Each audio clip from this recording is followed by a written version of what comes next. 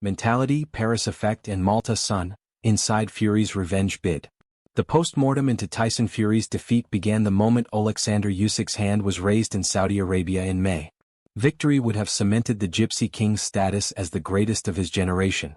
Instead, it was Usyk who became boxing's first four-belt undisputed heavyweight champion, with Fury left licking his wounds and pondering what could have been. It was the most important heavyweight fight of the 21st century, which lived up to all expectations and a result which could have gone either way, but Fury isn't a crybaby. Promoter Frank Warren says Fury, who was saved by the bell in the 9th round, did not make excuses in the immediate aftermath of the split decision points over, an eye injury and consequent lack of sparring, chaos instigated by his team and tragedy back home in Lancashire all contributed to Fury's demise.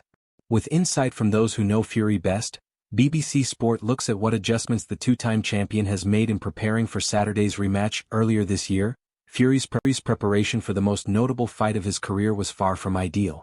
A cut to his right eye picked up in sparring delayed it by 3 months. Assistant trainer Andy Lee says Fury was unable to engage in head spars from there on. The 36-year-old is now back in Riyadh for the rematch, having held his training camp in Malta, more than 2,000 miles from his hometown of Morecambe. The hilltop village of Maliha provided a hotter climate, less media intrusion and is an hour closer to the Saudi time zone. Heavyweights Moses Itama and Kevin Lerena, who sparred Fury for both fights, tell BBC Sport this camp has gone smoothly. Lerena has seen a massive turnaround and Itama says Fury is 100% serious about getting revenge. Former world champion Richie Woodhall feels the lack of sparring before the first fight may have proved the difference. Fury was coasting against Usyk, but his problem was he ran out of gas and got caught, Woodhall says. The most important part of your training program is your sparring and running. If he wasn't sparring, it definitely affected his gas tank, without a shadow of a doubt. Before their first fight, the unpredictable Fury refused to make eye contact with Usyk at one face-off before shoving his opponent a day later, but it was the antics of his father which dominated the headlines. John Fury appeared to headbutt a member of Usyk's entourage early in fight week. He was a part of his son's anarchic corner on fight night, barking instructions as his voice drowned out head trainer Sugar Hill Stewart Warren expects Team Fury to be on their best behavior and for John, who will once again work the corner, to take a back seat.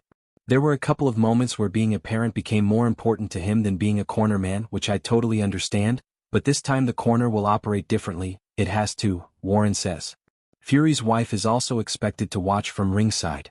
Paris Fury, at 6 months pregnant, lost their baby on the eve of the first bout and was unable to join her husband in Riyadh.